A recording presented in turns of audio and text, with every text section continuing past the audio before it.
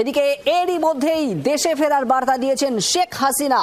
ফেসবুকে ভার্চুয়াল বার্তা এবং সেখানে তিনি স্পষ্ট বলেছেন দেশে তিনি ফিরবেন এবং দেশে ফেরার পর তিনি প্রয়োজনীয় পদক্ষেপ করবেন। তার বিরুদ্ধে, তার সরকারের বিরুদ্ধে যে আন্দোলন হয়েছিল সেই আন্দোলনে কোনো সাধারণ ছাত্র জনতা ছিল না। বক্তব্য শেখ হাসিনার, আন্দোলনে পুলিশ, সেনা বা বিজিবি কোনো গুলি করেনি। পাশাপাশি শেখ হাসিনার বক্তব্য তিনি দেশে ফিরবেন, সব শহীদদের প্রতিশোধ নেবেন। ইউনূসকে মানবাধিকার লঙ্ঘনের দায় নিতে হবে, ইউনূসেরও বিচার হবে। ভার্চুয়াল বার্তা শেখ হাসিনা।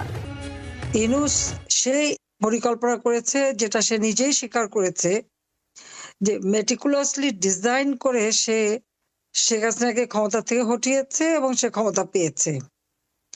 এখানে কোনো ছাত্র জনতার বিষয় ছিল না, কোনো নেতৃত্ব ছিল না, এবং তার মাস্টার মাইন্ড একজনকে পরিচয় করিয়ে দিল যে তাকে দিয়ে এই ঘটনা ঘটিয়েছে।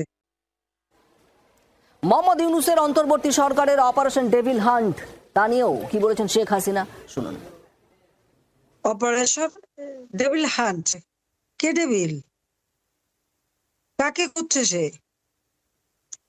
যারা পুলিশকে হত্যা করে, আওয়ামী লীগ নেতাকর্মী হত্যা করে, ছেলেকে না পেলে মাকে হত্যা করে, মাকে গ্রেপ্তার করে, ছোট 10 বছরের বাচ্চার সামনে এবং 3-4 বছরের বাচ্চার সামনে যে বাড়ির মধ্যে তাণ্ডব করে, এমনকি পুলিশ ডিউটি করতে পারে না, তাদের চেকিং করে তারা।